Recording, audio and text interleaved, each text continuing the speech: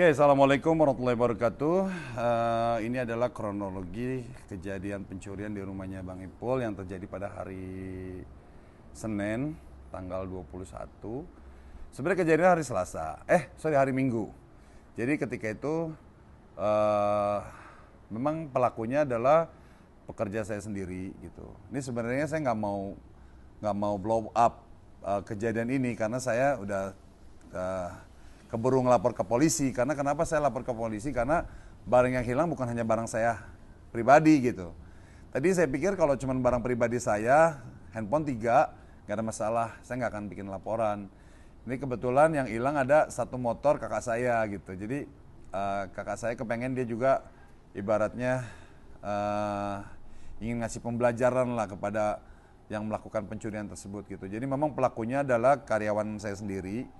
Ada 2 orang gitu. Jadi saya melihat mereka ini sebenarnya karyawan yang baik gitu, pekerja yang baik gitu.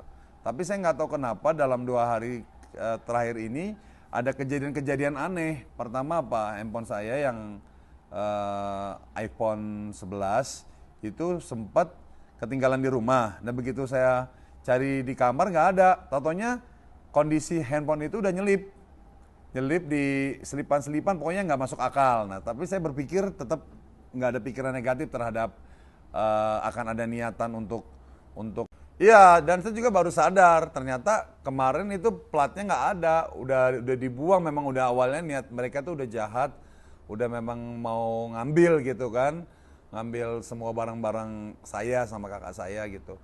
Jadi baru sadar juga ini ternyata kemarin motor di bawah nggak ada platnya. Gitu. Jadi ya udah, alhamdulillah, untungnya STNK ada di saya. Dia cuma bawa kunci doang karena si yang ngambil ini kan dia udah ikut saya udah sebulan. Jadi dia udah baca situasi rumah, keamanannya seperti apa di rumah saya gitu kan. Dan saya kalau sama karyawan itu ibaratnya kalau saya udah memperkerjakan orang, artinya saya udah percaya 100%. Jadi kamar saya nggak pernah dikunci, terus nggak pernah ada rahasia, pokoknya udah percaya dah, udah dianggap keluarga sendiri. Ternyata dimanfaatkan untuk hal-hal yang negatif seperti itu.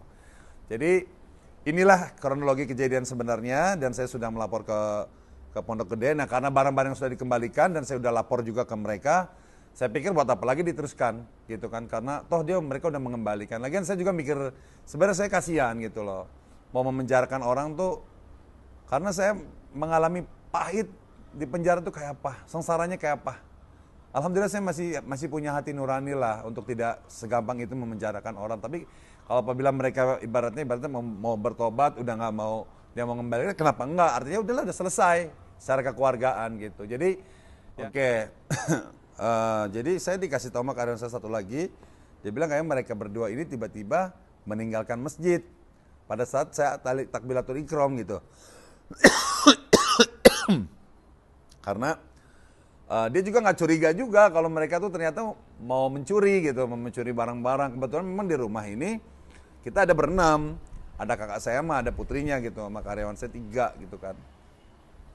Terus dia baru cerita, iya tadi saya ngelihat mereka berdua nih nggak sholat gitu. Jadi memang ke masjid kita berempat, dia nggak sholat, tapi begitu takbiratul ikram mereka pergi keluar gitu, meninggalkan sholat gitu. Disitulah mereka melancarkan, tapi saya sama sekali nggak curiga gitu loh. Nah, ternyata mereka bawa handphone 3, kebetulan dompet sama handphone saya satu lagi ada saya bawa ke masjid gitu kan, sama handphone karyawan saya juga diambil 1.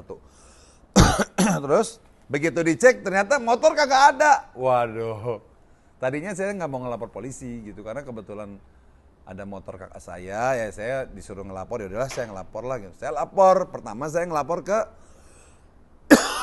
aduh kok jadi batuk sih.